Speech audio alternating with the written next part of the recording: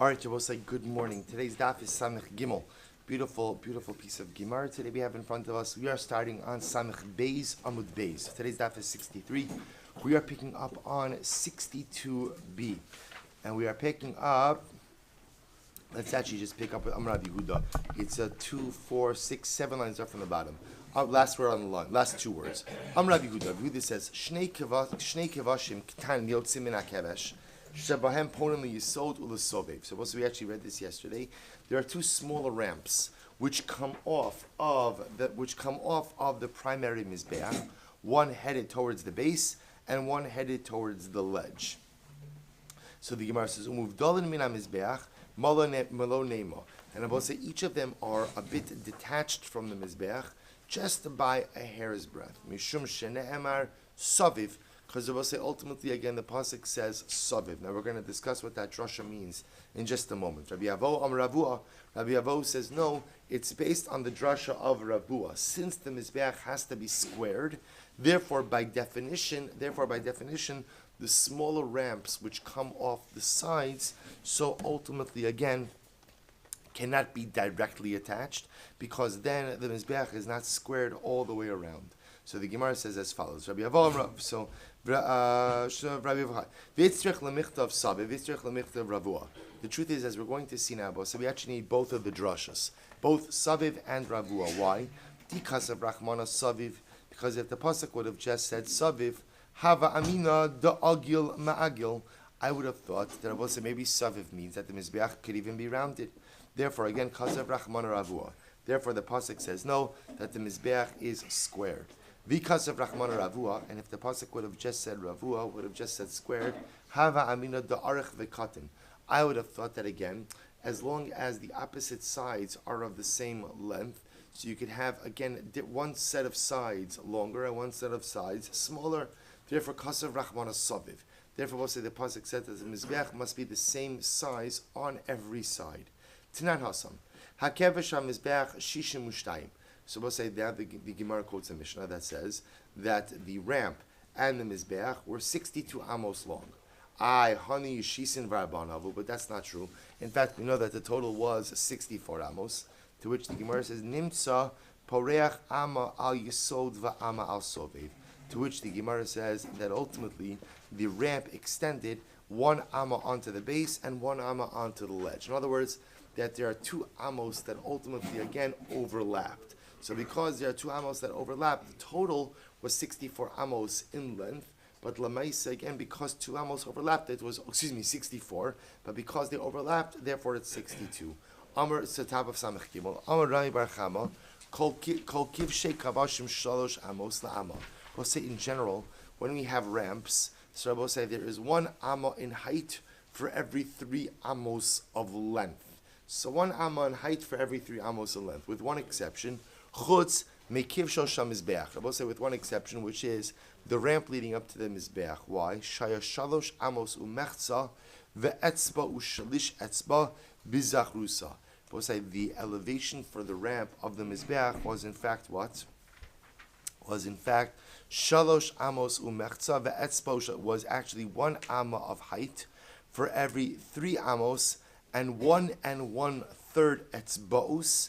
Etzbaos being measured by the width of the joint on the thumb, which is another way of saying that the elevation of the kevesh, of the ramp of the mizbeach, actually was a more gradual elevation than normal. Why is that? Because we both say since the Kohen had to carry up pieces of meat to the top of the ramp, right? He carried up, remember, pieces of the animal, pieces of the carbon, up the ramp to the top of the mizbeach, to the ma'aracha. We made the slope more gradual, so as to be able, ultimately, again, the Kohen to have a little bit more ease in carrying up the various pieces of meat. Good. Says the Mishnah. We'll say, Menachos, hayu nikmatzos b'chol makom ba'azara. Now we'll say we're transitioning ultimately to Karban Mincha. Karban Mincha, ultimately, again, you could do the Kamitza b'chol makom. You could do the Kamitza in any place, ba'azara. In any place in the courtyard, you do the kmitza. So when it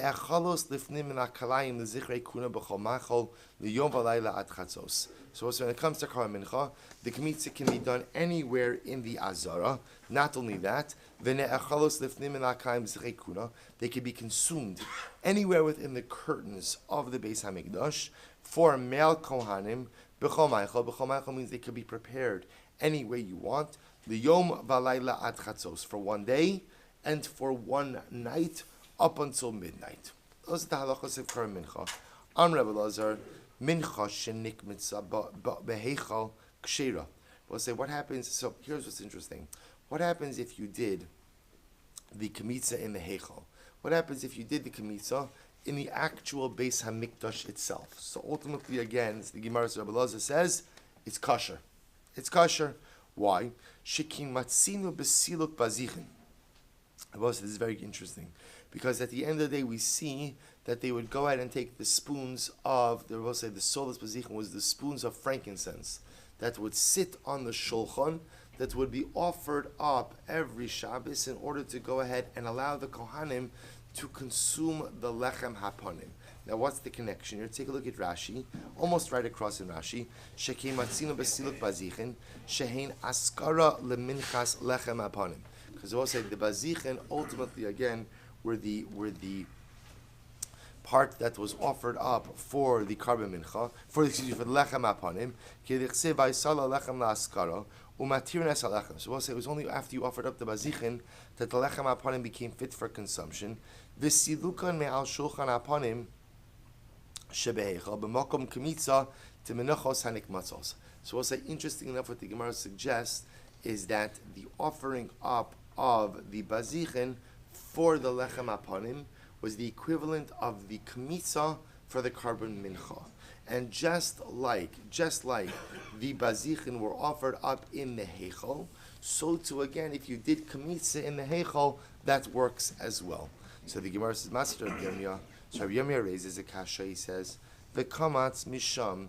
So we'll say the pasuk says, the way the pasuk reads is "Vehevia el bnei Aaron hakohanim v'kamatz misham melo kumtso." So what does it mean? V'kamatz misham mimakom sheragli hazar omdos. I will say the misham teaches me that halacha l'maisa the kmitza could only be done in a place sheragle hazar omdos, where the non-kohanim have the ability to stand. So we'll say, which sounds like kmitza could only be done in a place where there can be non-kohanic traffic. So where could there be non-kohanic traffic? Pretty much anywhere and everywhere outside of the heichal, but not in the heichal itself. So this is the kasha. We just got finished saying Rabbi Lazar said that technically speaking, you could even do the kmitza in the heichal itself. Where did he learn it out from? From the bazichin, from the spoons of frankincense that sat on the shulchan by the lechem hapanim. The bazichin are effectively like the kmitza on behalf of the lechem hapanim. So just like the bazichin are done in the heichal, so too the kmitza can be done in the heichal. Comes along Rabbi Yirmiyah and says, 1 second.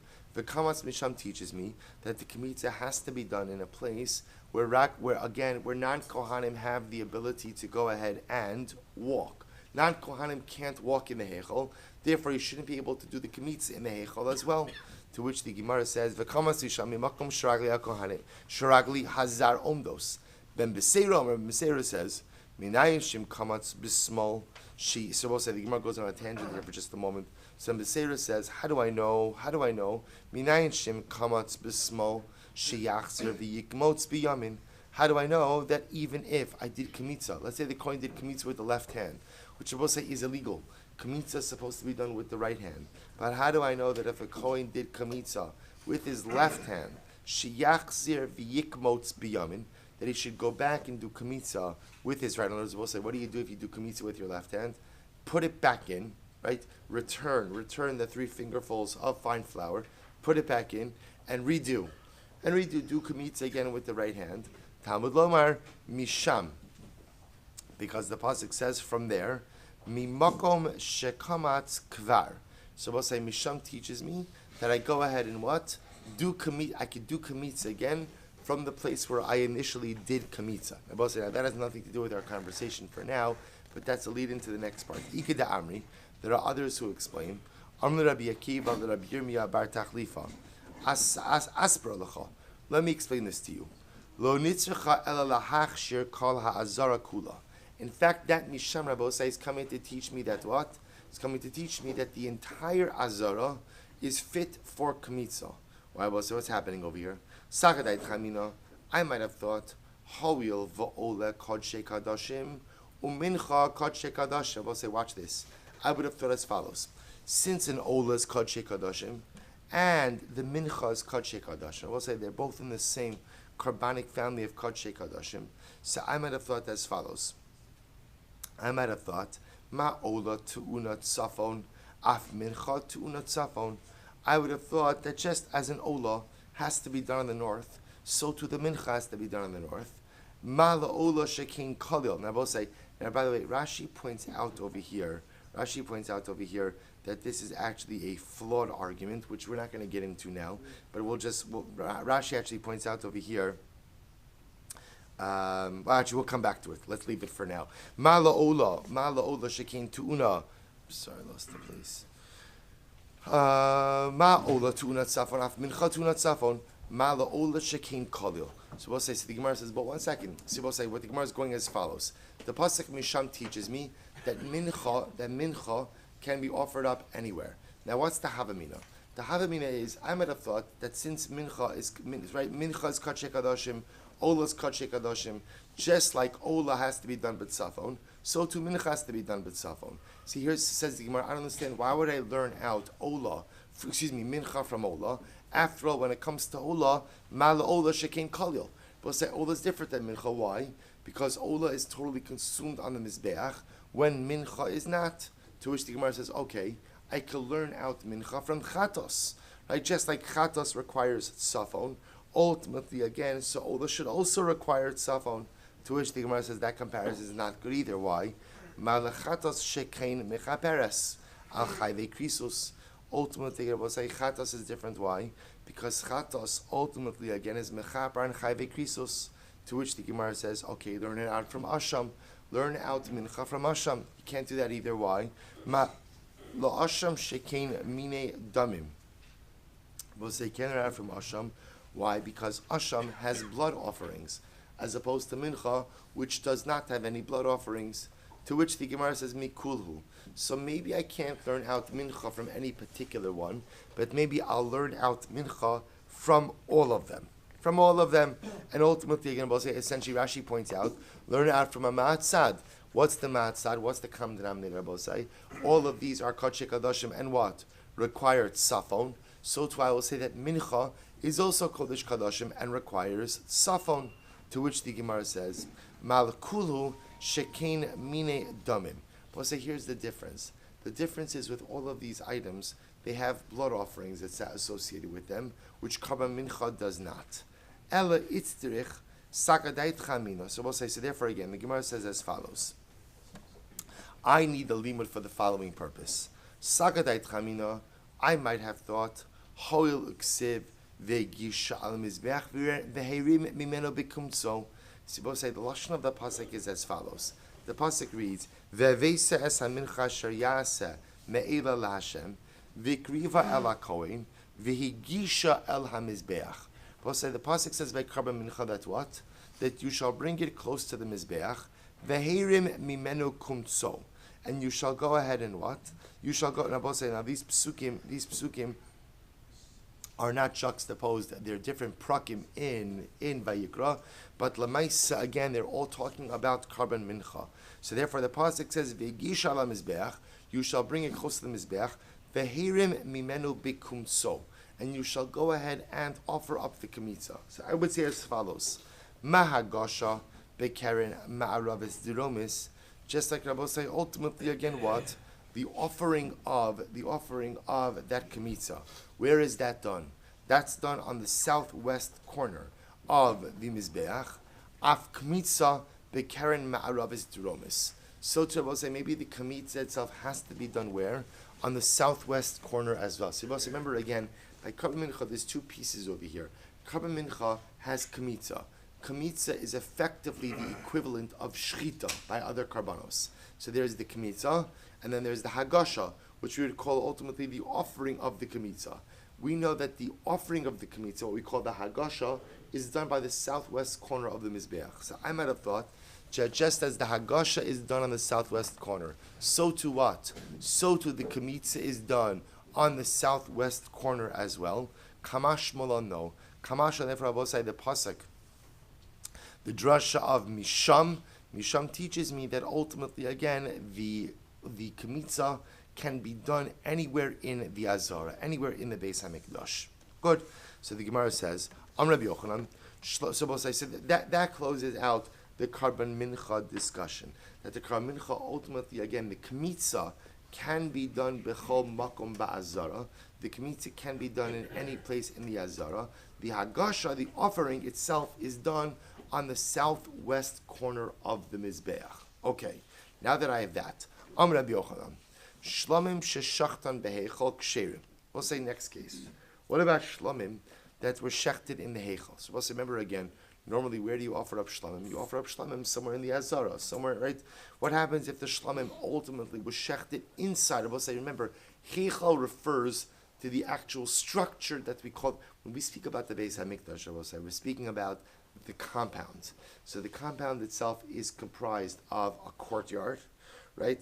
Of an inner courtyard which houses the outer Mizbeach, and of a building. In that building, again, you have the antechamber, which is called the Ulam, which is like the long structure, and then you have the perpendicular structure to that, which we call the Heichal, which we write, that's the Beis HaMikdash proper, which houses the Shulchan, the Menorah, the Mizbeach HaPanimi, the golden altar for incense offering, and of course then behind the curtain, the Kodesh HaKadoshim. So we'll say, what happens if a person shechts his shlamim in the Heichal, inside the actual structure of the Beis HaMikdash? So what's the halacha? Ksherim. It works, even though that's not the regular place for the offering of the shlamim. Nevertheless, if you offered up your shlamim there, it is kosher. How do we know that? Shene'emar, because the pasuk says, "V'shachtu oso Pesach oel moed." So, because the pasuk says, we'll say when it comes to shlamim, it says, "You shall offer it Pesach oel moed," at the entranceway of the oel moed. Now look at Rashi for just a moment.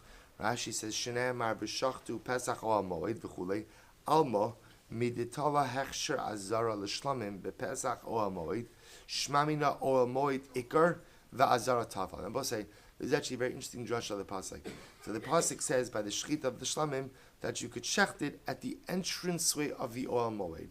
Now, what the Gemara's understanding to mean is as follows: that you could even shecht it at the entranceway of the oil moed, even shecht it at the, which means what? Which means what they're saying, that certainly you can shecht it in the oil moed itself, but rather because that's the ikar. But you could even shecht it at the entranceway of the oil moed. So we'll say the idea being, I'm sorry, v'shachtu also Pesach al-moed, v'lo yehei tafel chamra min ha'ikar. That ultimately the tafra, which we refer to as the courtyard over here, should be no more chamra than the ikar, which is the actual structure of the Beis HaMikdash itself. So it's a very interesting way of interpreting the pasuk. The azara, the courtyard, is the tafel, is the secondary area. If you could shech the shlamim in the secondary area, then what? You certainly can shecht it in the primary area, which is the Heichal itself. So Meisei, the Gemara is the Kasha, Rabbi Yochanan ben Beseira Omer, Minayin Shimi Kifu Ovdei Kochav Mes Kol Azar. Both is an interesting case. What happens if the Beis HaMikdash is under siege? Under siege. And what happens? While it's under siege, so the besieging army is throwing some type of projectiles into the Beis HaMikdash, into the Azar, into the courtyard, which makes eating karbanos in the courtyard impossible. So what could the Kohanim do? Says Shakohanim nichnasim l'sham va'ochlin sham koche kadashim. That Kohanim could go ahead and take their karbanos, take the sacrificial meat, right, that they have, and go ahead and eat it inside the heichal. So again, it's a very interesting case. The Beis HaMikdash is besieged. The besieging army is raining down some type of projectiles into the Beis HaMikdash itself. The Kohanim can't eat in the Azara, so what can they do? They can take their sacrificial items, go into the Heichal and eat it there. I don't know if they can do that. Talmud Lomar, B'Kodesh HaKadoshim Tochlenu. Ultimately, again, the pasuk says, in the Kodesh HaKadoshim you shall eat it. Okay. Va'amai. So it says the Gemara, why is this so? And I will say, take a look at Rashi for just a moment. Va'amai. Im isid de amrina lo yehi tafel chamar min ha'ikar lama li lemichtav haikra lach shurei hechalachi. Let's catch him. Haksiv b'hu b'chatzar al moed. The name of lo yehi tafel chamar min ha'ikar. Now, understand, what did we just get finished saying? We just got finished saying shelo yehi tafel chamar min ha'ikar. The secondary item should not be any more chamar than the primary one. Now, remember, what did we just say? We said by Shlamim, the pasuk says, "V'shachtu oso pesach oel moed," which tells me that I could shecht the karban shlamim, I could shecht the shlamim at the entranceway of the Beis Mikdash in the Azara. Now, the Gemara just said, if I could shecht it in the Azara, then what? I certainly could shecht it in the Heichal as well. Shaloi tehei tafel chamar min ha'ikar. The secondary place should not be any more chamar than the primary place. So 1 second. I don't see. You just finished telling me Kohanim are permitted to go ahead and eat karbanos in the Azara, in the courtyard. Now you're telling me that if the besieging army is raining down some type of projectiles, that they could go ahead and take their sacrificial meat and eat it in the Heichal. But why do I need a pasuk for that? Why don't they just say, Shelo yehi tafel chamar min ha'ikar? If they could go ahead and eat it in the courtyard, then what? Then what? They certainly could eat it in the Heichal itself. Why do I need a pasuk for that? To which the Gemara says, Va'amai, Neima b'chatzar al moed yochlu. Certainly, again, if the pasuk says that you could eat it in the chatzar al moed, certainly I could eat it in the kodesh itself. Lo yehi tafel chamar min ha'ikar. To which the Gemara says the comparison is not correct. Hachi ashta hasam avoda da adam oved b'makom rabo amrina lo yehi tafel chamar min ha'ikar. So say when it comes ultimately again to the shechita of the shlamim, which is the avoda. Right, I will say a person does the avoda in the presence of his rebbe. Person will do a avoda in the presence of his master. So when it comes to avoda, the Torah is teaching me that what?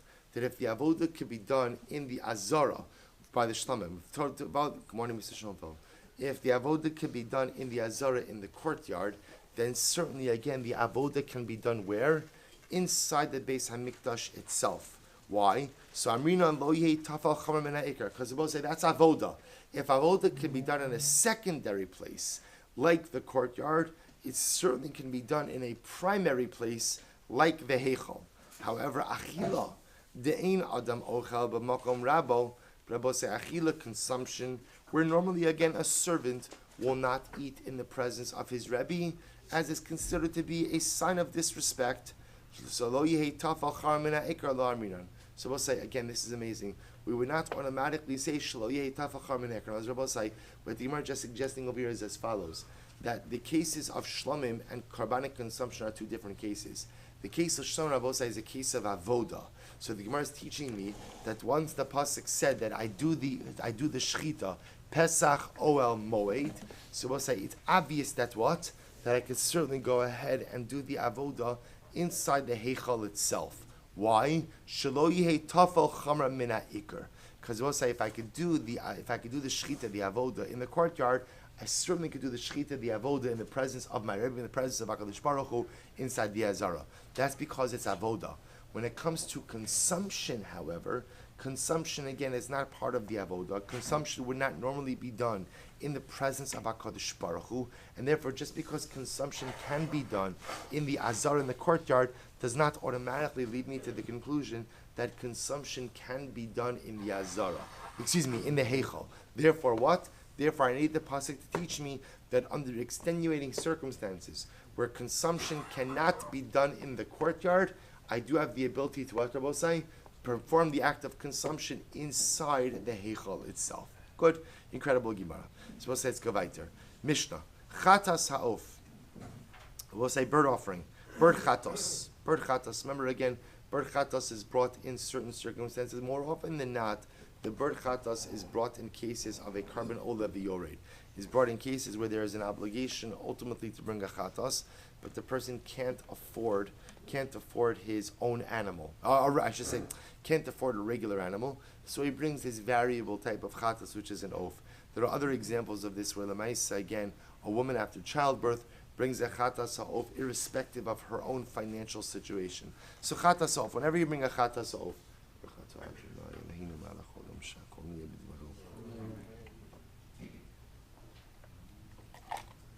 so Chatas ha'of, Haisa na'asis al keren dromis ma'aravis. We'll say the Chatas ha'of The avoda was performed on the southwest corner.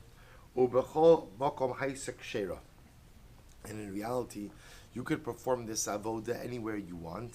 Ela zeh haisa mekoma. But I will say, even though you could perform the chatas ha'ov anywhere, this seemingly was the preferred space. So we'll say again, the Gemara is going to try to reconcile these shitos, because on one hand, it's contradictory to tell me that you have to do it on the southwest corner, but then to say you can do it wherever you want doesn't seem to shtim very well. So the Gemara will discuss it. Ushlosha dvarim haisa ose karen mishameshes milamata, ushlosha milamala. So it was when it came to the southwest corner, there were three things that had to be done on the upper part of the southwest corner, and three things that were done on the lower part of the southwest corner.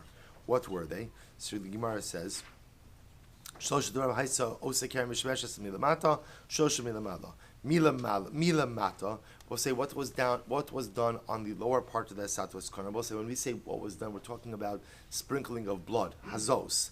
So three types of hazos which were done on the upper part of the corner, three types of hazos which were done on the lower part of the corner. What was done on the lower part of the corner? Milamata, chatas ha'of, was the sprinkling of the blood of the chatas ha'of. V'hagashos ushiyare hadam. So we'll say, Rashi says, hagashos shal menachos kodem kemitzas and kedichsev v'higisha. So we'll say, again, the bringing close, and the Gemara is going to discuss what this is, but the bringing close ultimately, again, of the kemitzos, of the menachos, and shiyare hadam, and the spilling out of the leftover blood. These were all things that were done on the upper part of the southwest corner of the Mizbeach. Umila malon, we'll say what was done on the upper part of the southwest corner of the Mizbeach. Nisu chayayin, we'll say ultimately again wine libations. Vahamayim, water libations. Va'olas ha'of, and the bird offering for olas. Kishihiraba b'mizrach. We'll say it's actually interesting. When there was too much Kohanic traffic on the eastern side of the Mizbeach, so they would go ahead and do the Olas Ha'of on the southwest corner. Again, the Gemara is going to discuss the, so Rashi says over here, if you look at Rashi just for a moment, for Olas Ha'of, we'll say it's the first of the widest lines in Rashi, D'ikar Makoman Bekeren Teromis Mizrachis, because in reality, the primary place of the Olas Ha'of was on the southwest corner, but Lamaisa, again, when there was too much Kohanic traffic, they moved it over. So the Gemara goes weiter. The Gemara says as follows: Kala Olam Mizbeach, Olam Derech Yamin. We'll say furthermore again, anyone who goes up on the Mizbeach, they always go right. Now this already we saw yesterday's daf. So whenever you go up on the Mizbeach, so remember the Kohen ascends the ram and he goes right. Olam Derech Yamin, Amud Beis, Umakifin V'Yardin Derech Small. So we'll say if you could imagine, when the Kohanim goes up on the Mizbeach, essentially he goes counterclockwise. Right? He goes counterclockwise. He goes up to the right and he comes down on the left. Chutz min ha'ola legimel elu. We'll say with one exception, when the Kohanim ascends for these three items that we mentioned before, he goes a little bit different. Rashi says over here, legimel dvarim elu, it's the last of the widest lines on top. Hana'asim b'keren ma'aramis deromis. So we'll say these three things that we discussed before that were done by the southwest corner, Nisachim, the wine libations, Olas ha'of kish, right, in the Olas ha'of kishu, Ola l'mizbeach, Pona l'smol ba'osa karen. We'll say when the coin comes up for these three things that we mentioned, ultimately what? He goes up to the left. Ba'osa karen kishagamar chuzer al ha'akev derech al yasa. So we'll say for these three things that we mentioned, he goes left, and he simply retraces his steps backwards. So the Gemara says, go back to the Mishnah. So umakiv v'yardin chutz mina ol legimel elu shayu olin v'yardin alakis. So we'll say for these three things that we mentioned, what would happen? The coin would go up on the Mizbeach, would go to the southwest corner of the Mizbeach, and then what? He would simply retrace his steps backwards. Good. Says the Gemara. We'll say from where do we know this? From where do we know what? Rashi says, the chatas ha'of bekeren ma'aravis dromis. I will say, from where do we know that the chatas ha'of was offered up on the southwest corner? Amr Rabbi Yeshua Amar Kra, because the pasuk says, Lo yasim aleha shemen, v'lo yitain aleh levona, ki chatos hi. I will say, because the pasuk says, you shall not go ahead and place upon it shemen, nor shall you place upon it levona. Why? Because it is a chatos. Because it is a chatos. So we'll say, Just to give you this pasuk in its entirety, the pasuk is ve'im lo sasig yado l'shtei torim l'shnei b'nei Yonah ve'evies karbanon shechat asiris ha'efa solis lechatos. So we'll say this is talking about a carbon chatos that is an ola v'yoret, right? A variable carbon chatos. Well, let's say a person can't even afford the bird offering. So instead, what does he do? He brings the meal offering. So the Torah says by the carbon chatos, lo yiten el levona, lo yasim al Hashem, lo yiten levona ki chatasi. So I'll say, if you are bringing a meal offering, ultimately again, for what purpose? If you're bringing a meal offering for a chatos, you do not introduce into it shemen or levona. Why? Because it is a chatas. So watch this. So the Gemara says, ki chatasi. Ki chatasi. Chatas kruya mincha, umincha kruya chatas. So Bosai teaches us something very interesting. We see that a carbon mincha is called a chatas, and a carbon chatas is called a mincha. What do I learn from that interchangeability? Ma chatas tu'unat safon, af mincha tu'unat safon. Just like a chatos has to be shechted in the north, so to a mincha has to be offered. Has to be offered in the north. Now, Bosai and Rashi points out over here. Rashi says it's actually not true. Rashi says, if you look at Rashi, machatas tunat safon, yodea ani shegirsa zu shibush. I know that in fact this girsa is mistaken. Shari lo chatas sa'ov v'lo mincha taun safon. Because we'll say in reality, neither chatas sa'ov nor mincha require north. We'll say we just learned this. What did the Mishnah just say? The Mishnah just said, we'll say that's what? That chatas sa'ov haisa na'as al keren dromis maravis. That the chatas sa'ov is done on the southwest corner. Further, we'll say the previous Mishnah taught me that where is mincha done? Where is mincha done? Right? Menachos hayu nikmatos b'chom makom ba'azara. So we'll say the mincha can be done anywhere. So Rashi says this is clearly a mistaken girsa. So what is the proper girsa? If you skip down to the end of that Rashi, Rashi says the following: V'nira be'enai. What it means to say is as follows: Machatas psula shelo lishma, af mincha psula shelo lishma. What the Gemara means to say is as follows: just like chatas is psula when it's shelo lishma, right, when not offered up for the proper intent, so too mincha is possible when it's not offered up for the proper intent. So what I say, the Gemara goes weiter: Uma mincha bekeren ma'aravis duromis, af chatas bekeren ma'aravis duromis. So I would say just like the mincha is offered up on the southwest corner. But remember, what is that referring to? What does it mean when it says the southwest corner? That refers ultimately to what? To the hagasha. Remember again, we saw before in the Mishnah, the kamitza can be done anywhere, but the hagasha, the bringing of the kamitza, right, on the mizbeach is done on the southwest corner. So just like mincha is done on the southwest corner, so too what? Af chatas bekeren ma'aravis duromis. So too the chatas ultimately is brought on the southwest corner. So the Gemara says, umincha gufa minalan. Where do I know the mincha itself that this halacha is true? So the Rabbi said, take a look at Rashi for just a moment. Uman mincha tuna hagasha bekaren ma'aravis duromis. Just like the mincha requires its hagasha, the bringing of the kamitza, not the taking of the kamitza. So also remember again, let's be clear. The taking of the kamitza is done where? Is done where? Anywhere in the azara. That's the previous Mishnah. The hagasha, the bringing of the kamitza, is done on the southwest corner. So the Gemara says, Rashi says, Tu'una hagasha bekaren ma'aravis duromis. Avchatas ha'ov avodasa bekaren ma'aravis duromis. Va'azaz damahi ikar avodasa. So we'll say, just like the mincha, the kamitza is brought by the southwest corner, so too again, the chatas is also brought on the southwest corner. But mincha itself, where do we know this from? Minalan, Tisanya lifnei Hashem. Because the pasuk says, you shall bring it before HaKadosh Baruch Hu.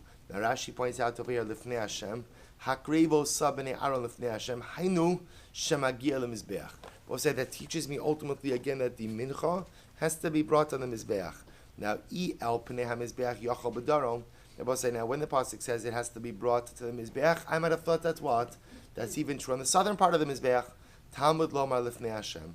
Therefore, the pasuk says that ultimately again it has to be brought before HaKadosh Baruch Hu. Ha-ketzad. So we'll say again, still, how does that teach me southwest corner? Ha-ketzad. Magisha bekeren ma'aravis duromis kineged chuda shal keren vidayo. We'll say teaches me that what? That I bring it ultimately again on the southwest corner, kineged chuda shal keren, opposite the height of the horn of the mizbeach vidayo, and that is enough. Rabbi Elazar says, Yachol yagisha lema'arava shal keren, olid roma shal keren. I might have thought that maybe it's brought to the west of the corner of the Mizbeach, the horn of the Mizbeach, or to the south. Amrit, so I would say the following. Kol makom sha'ata mosei shnei mikra. So we'll say whenever you have two psukim, echad mekayim etzmo mekayim chavero. We'll say one goes ahead and gives you certain information, also supports the information conveyed in another pasuk. Ve'echad mekayim atzmo umevatal chavero. And one pasuk upholds that which is written inside of it, but contradicts that which is written in another pasuk. So we'll say, which pasuk do we ascribe supremacy to? So we'll say, leave aside the pasuk that solidifies its own information but contradicts its friend. The tovsin es shemekayim atzmo umekayim chavero. And I grab onto the pasuk which goes ahead and upholds its own truth and also the truth conveyed in another pasuk. And therefore, I will say, which by the way is an incredible musr in general, right? How again, MS Rabosai, so if you're the kind of person that ultimately again, right, upholds yourself but also upholds others, so ultimately again that's a pasuk that endures. You're a pasuk that's only for yourself and do absolutely undermine other people's efforts, that's not a pasuk that endures. So the Gemara goes weiter. Kisha'ata omer el pnei Hashem b'ma'arav. So also when the pasuk says that you shall go ahead, right, when the pasuk says al pnei Hashem, which teaches me that it's done in the west, so heichan kayam al pnei mizbeach. So also the problem is that pasuk contradicts or undermines the pasuk that says al pnei mizbeach, which speaks about the south. Ukisha'ata omer al pnei mizbeach b'darom. So we'll say ultimately when the pasuk says al pnei mizbeach, which refers to the south, so kayam lifnei Hashem b'darom. Pasuk that also supports the pasuk of lifnei Hashem, which also could be understood as referring to the south. I heichan kayamta. Where did you learn this from? Where did you establish this? Amravashi kasavar haitana kula mizbeach betzafon kai. Because we'll say ultimately again, this particular Tana holds that what? That the entire mizbeach was situated in the north. So we'll say, so ultimately again, what we come out with is as follows. What we come out with is the Mishnah Gemara has successfully proven its assertion, namely that what? That the Chata Sa'of was done on the Keren Dromis Ma'aravis. The Chata Sa'of was in fact offered up on the southwest corner, and that limud ultimately comes from its comparison to Karban Mincha. So we'll say just facts on the ground. What do I have? I have number one, that Karban Mincha, when it comes to the Mincha, Kamitza is done where? Kamitza is done where? Anywhere in the Azara. Hagasha, the bringing of the Kamitza to the Mizbeach was done where? Southwest corner. Same thing with Chata. So we'll say these are just halacha l'maisa pieces. Same thing with Chata Sa'of. Chata Sa'of, we'll say again, was done where? Was done by the southwest corner. Interestingly enough, it's learned out from the limud with Mincha. Good, let's go a little bit weiter. So the Gemara says, B'chol makom haisik shera. So remember again, I will say the interesting part is that the Mishnah had a strange verbiage. It said Chata Sa'of was done on the southwest corner, Ubechom Mokom Haisik Sheira, but in reality it's kasher everywhere. Elazu Haisa Makoma, but its preferable place was on the southwest corner. So we'll say that's a strange lashon, because if it has to be done on the southwest corner, then what? Then it has to be done on the southwest corner, which means it can't be done anywhere. So why do you have this flip flopping of lashonos? To which the Gemara says, B'cho. So the Gemara says, my kamar. What does it mean when you tell me it should be done on the southwest corner, but if you did it anywhere, it's kasher, but its preferable place is the southwest corner? So the Gemara says, I'll tell you. My kamar, Amr Rabash Yachi kamar, B'cho makom haisek shirlam likasa. But say in reality, you could do the malika, which essentially is the shechting of the carbon, ha'of. Ela zeh haya makoma lahaza'asa. But say, this is very interesting. What the Gemara is making a distinction about say is as follows: that perhaps there's a chilik between malika and hazah, and the sprinkling of the blood. Malika, which Rabbi say, remember again, is the flicking off of the head with the fingernail of the kohen. That can be done anywhere. That could be done anywhere. B'chol makom it's kasher. The hazah, the sprinkling of the blood, Rabbi say, where is that done? That should be done on the southwest corner. Tanina lahad tan rabbanon. So the Gemara says, malika b'chol makom. Mizbeach kshera. But say you could do malika anywhere. Hiza dama b'chol makom kshera. So I'll say ultimately again, you could go ahead and sprinkle the blood anywhere as well. Hiza v'lo mitzah kshera. Furthermore, I'll say if you did sprinkling of the blood, mitzah means you didn't squeeze out the blood from the rest of the bird. The carbon is still kosher. Obilvad shite michota sikra ulemata midam hanefesh. As long as Rabbi say you apply some of the dam hanefesh below the red line on the mizbeach. So my kamar, what does this mean to say? Here we go. Malka b'chol makom b'mizbeach kshera. But say if you do malika anywhere on the mizbeach, so ultimately the carbon is kosher. Mitza dama b'chol makom b'mizbeach kshera. If you squeeze out the blood from the bird anywhere on the mizbeach that is kosher, top of samech dalid. Shem hiza v'lo mitza kshera. Because it was in reality, as long as you did azal, the sprinkling of the blood, even if you didn't actively squeeze out the blood, the carbon is kosher. Ubilvad sheyitein michota sikra ulamata midam hanefesh. As long as you apply some of the lifeblood below the red line. So we'll say it turns out with chata sof you need as follows. Malika can be done anywhere. Haza'ah should be done on the southwest corner. Application of dam hanefesh should be done where? Beneath the red line, beneath the sikra of the mizbeach. So we'll stop over here for today. I'll share with you a short idea from the parsha.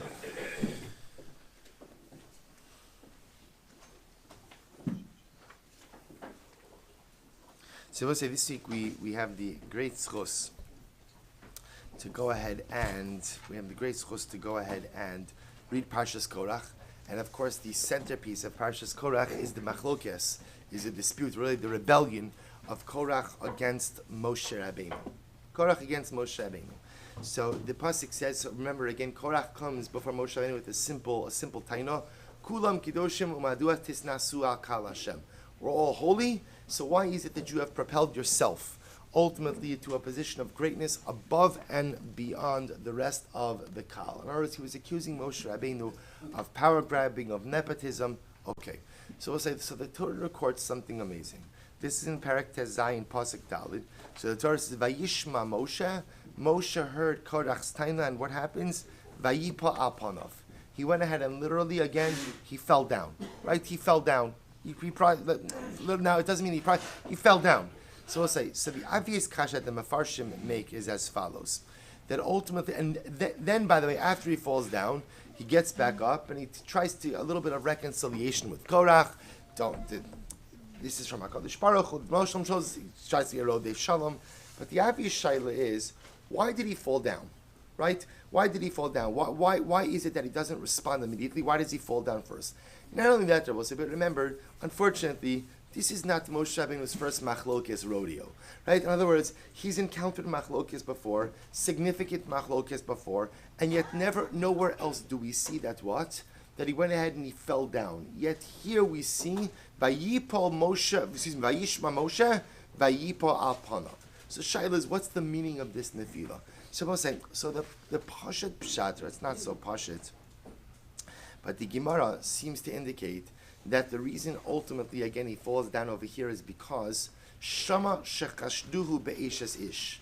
That ultimately, again, here, it's not just Moshe Rabbeinu's leadership is being attacked, but his character is being attacked. In fact, the Gemara writes that Moshe Rabbeinu heard that they had suspected him of adultery. Why? Because they said Moshe Rabbeinu moved away from his wife. Impossible for a man to live in this state of prolonged celibacy. So it must be that what? If he's not fulfilling his needs with his wife, he must be fulfilling it with other women. So ultimately, again, they accused him, we'll say, of infidelity. Moshe Rabbeinu hears this attack on his character, Vayipol al panav. Vayishma Moshe hears this attack on his character, Vayipol al panav, and he falls down. That's precisely what the Gemara mentioned. And I will say, in that way, this attack was different than other attacks. Other attacks were attacks against his leadership. This was an attack against his personality. Rabbi said there's a beautiful insight brought down by the Balatanya. The Balatanya says as follows. This is incredible. He says, Moshe